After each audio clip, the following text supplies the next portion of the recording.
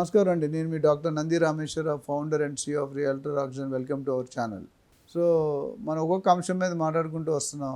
ఈరోజు ఇంకొక important topic. ప్రతి topic important. Real estate means money, money means real estate. So ఈరోజు చాలామంది మిత్రులు నన్ను ఏమడుగుతున్నారంటే, సార్ బిల్డర్ని ఎలా సెలెక్ట్ చేసుకోవాలో మంచిగా వివరించారు, ఏజెంట్ని ఎలా సెలెక్ట్ చేసుకోవాలో వివరించండి అన్నారు. ఇవన్నీ $1 మిలియన్ క్వశ్చన్. ఈ వీడియోలో ఈ ఛానల్లో 5 నిమిషాలు ఇస్తారు, 5 నిమిషాల్లో పాట పాడాలంటే నేను ఫాస్ట్ ట్రాక్ పెట్టేశాను. సో బట్ ఫిర్బీ నేను ట్రై చేస్తానండి. అసలు ఏజెంటు ఒకప్పుడు మీరు చూసుకుంటే బాలకృష్ణ గారి సినిమాల్లో టాటా సుమోల్లో వస్తారు, ఖద్దరు బట్టలు వేసుకొని దడ్ దడ్ దడ్ దడ్ ఇసుక మట్టిలో వేసిపోయి స్ప్రెడ్ అయిపోతుంది. అది రియల్ ఎస్టేట్ కాదు, సెటిల్మెంట్ ఉంటుంది. అంటే ఎవడో ల్యాండ్ కబ్జా చేస్తే మనం వదిలించడానికి 10-20 ఖర్చు పెట్టి ఇస్తారు. అది 20-30 సంవత్సరాల క్రితం.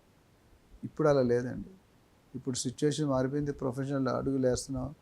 డిఫరెంట్ వెస్ట్రన్ సైడ్లో లైసెన్స్ బ్రోకర్ అంటే లైసెన్స్ లేకుంటే అసలు బిజినెస్ చేయకూడదు.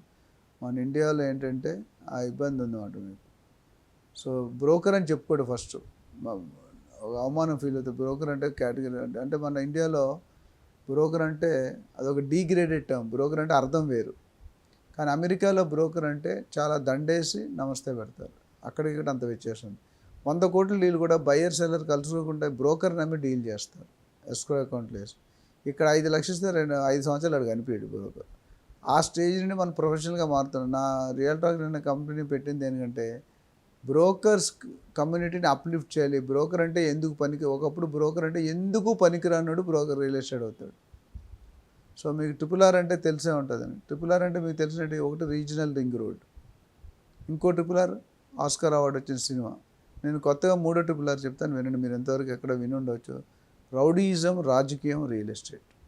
ఇది నేను కనిపెట్టిన RRR. ఎందుకంటే మూడింటికి ఒక కామన్ ఫ్యాక్టర్ ఉందండి. ఈ ముగ్గురికి కూడా ఈ వృత్తులు చేయాలంటే అర్హత ఏం లేదు, ఎవడైనా చేసుకోవచ్చు, ఏ అర్హత లేదు. మీకు అర్థమైంది కదా. సో కమింగ్ బ్యాక్, ఏజెంట్గా ఏం చూడాలి అనేది మనం మాట్లాడదాం. ఒక ఏజెంట్గా ఉన్నప్పుడు మీరు ఒక 10 నిమిషాలు, పావుగంట సేపు ఒక 10 క్వశ్చన్లు అడగండి. దాన్ని బట్టి మీరు నిర్ణయం తీసుకోండి. ఈ ఏజెంట్ ఎన్ని సంవత్సరాలు బట్టి మార్కెట్లో ఉన్నారు, ఇంతవరకు ఎన్ని ట్రాన్సాక్షన్స్, ఎన్ని డీల్స్ చేశారు, ఆయన రెఫరెన్స్ ఏమైనా ఇవ్వగలుగుతాడా, అంతకుముందు డీల్ చేసిన కస్టమర్తో రెఫరెన్స్ ఇవ్వగలుగుతాడా, అది ఇంపార్టెంట్. అదేవిధంగా ఏ సెగ్మెంట్లో ఆయనకు అనుభవం ఉంది. ఏదంటే ప్లాట్లు చేసేవాడు విల్లాలు అమ్మలేడు, విల్లాలు చేసేవాడు ఫామ్ ప్లాట్స్ చేయలేడు. ప్రతి ఫీల్డ్కి డాక్టర్లో మెడికల్ కోర్సులు చూసుకుంటే మీకు గైనకాలజీ, కార్డియాలజీ, ఆనకాలజీ డిఫరెంట్ స్పెషలైజేషన్ ఉన్నాయి. అట్లా రియల్ ఎస్టేట్ కూడా స్పెషలైజేషన్ ఉంది.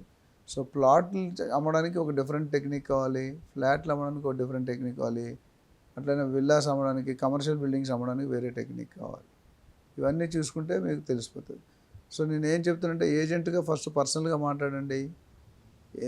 ఏ ఏరియాలో ఆయనకు అనుభవం ఉంది. ఉప్పల్లో చేసినట్టు గచ్చిబౌలిలో చేయమంటే చేయలేడు. యాజ్ ఏ ఏజెంట్గా ఆయన నేను అప్లై మీకు ఆపర్చునిటీ ఇస్తే మీరు మాకు వాల్యూ ఎడిషన్ ఏం చేస్తారు.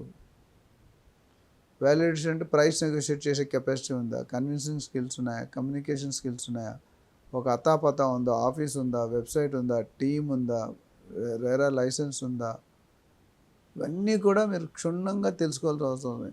ఇవన్నీ క్వశ్చన్ చెప్పే ఆన్సర్ అలా 2-3 ఏజెంట్స్తో మాట్లాడితే కనుక మీకు క్లారిటీ వచ్చేస్తుంది. ఏంటంటే ఓకే ఈ ఏజెంట్ ఇప్పుడు మనం ముగ్గురు 4 అమ్మాయిలు అబ్బాయిలు చూస్తే ఒక డెసిషన్కి వస్తాం. అట్లా 3-4 ఏజెంట్స్తో మాట్లాడితే కనుక మీకు ఎవరు బాగా చేస్తారు, ఎవరితో ఎప్పుడైతే మీరు రిఫరెన్స్ అడుగుతారో భయపడతారు. రిఫరెన్స్ ఎవరంటే కాన్ఫిడెంట్, మీరు డౌట్ చేయాలి. మంచి సర్వీస్ ఇస్తే డెఫినెట్గా వాళ్ళ పేరు రిఫర్ చేస్తారు. రేరా లైసెన్స్ లేదంటే మీరు ఇంకా డౌట్ చేయాలి. చాలామంది ఏమనుకుంటారంటే నాకు అన్నీ తెలుసు అనుకుంటారు. ఫస్ట్ రియల్ ఎస్టేట్ ఏజెంట్ అనేవాడు మాట్లాడినవారు, ఉట్టిన మాట్లాడుతుంటూ పోతుంటే కాదు, కస్టమర్ రిక్వైర్మెంట్ అర్థం చేసుకునే కెపాసిటీ ఉందా లేదా. కస్టమర్కి రకరకాల ప్రాబ్లమ్స్ ఉంటాయి. లోన్ ప్రాబ్లం ఉంటుంది, లిటిగేషన్ ప్రాబ్లం ఉంటుంది, వాస్తు ప్రాబ్లం ఉంటుంది, ఇవన్నీ కూడా ఉంటాయి. సో ఇవి లేకుండా ఉండాలంటే ఈ ఎక్సర్సైజ్ చేయాలండి. ఈ బిల్డర్కి ఎలాగైతే ఎక్సర్సైజ్ చేసామో దీనికి కూడా ఒక 10 పాయింట్లు చెప్పాను. ఆయనకి జోగ్రఫికల్ నాలెడ్జ్ ఉందా, ప్రొడక్ట్ నాలెడ్జ్ ఉందా, గవర్నమెంట్ డాక్యుమెంటేషన్ తెలుసా, లీగల్ గురించి తెలుసా, పర్మిషన్ గురించి తెలుసా, స్టాచ్యూటరీ పర్మిషన్ అంటే ఏంటి, లీగల్ ఒపీనియన్ తెప్పించగలడా, ఈసీ ఇవ్వగలడా, ఇవన్నీ కూడా సెట్ ఆఫ్ ప్రాసెస్ అండి. ఇవి కొనుక్కొని మీకు సాటిస్ఫై అయినప్పుడు మాత్రమే మీరు ముందుకెళ్ళాలి. లేదంటే మీరు డెఫినెట్గా చాలామంది కమిషన్ ఇవ్వడానికి వెనకపోతారండి. చూస్తుండగా సూది పోయినారు, చూడకుండా దెబ్బలు పోయినా పర్లేదు సామెత ఉంది. మీరు 1% కోసం చూసుకుంటే 98% పోతుంది. ఈ 1% ఇచ్చిన మీకు టైం ఉండదు. బేసిక్గా చాలామంది ఇన్వెస్టర్స్ ఇబ్బంది ఏంటంటే ఎక్కువ టైం స్పెండ్ చేయరు. డబ్బులు ఎవరినో నమ్మిచ్చేస్తారు, ఓకే నువ్వు చేసి నువ్వు కట్టేసంట, రేపొద్దు మీరు రిగ్రెట్ అవుతారు. అది కాకుండా మీరు టైం స్పెండ్ చేయండి. 2 కోట్లు పెడుతుందంటే 2 గంటలు టైం స్పెండ్ చేసి డీటెయిల్గా మాట్లాడి సైట్ విజిట్ చూసుకొని టెక్నికల్గా డౌట్స్ అన్నట్టు ముందే క్లారిఫై చేసుకొని ఏజెంట్ ద్వారా వెళ్ళండి. లాస్ట్ మాత్రం బిల్డర్ని కలవండి. అందరు ఏజెంట్ తప్పు చేయరు, అందరు ఏజెంట్ కరెక్ట్ చేయరు, మిక్స్ ఉంటారండి. వాళ్ళు ఉంటారు, మీరు ఎన్నుకోవడంలో ఉంటుంది.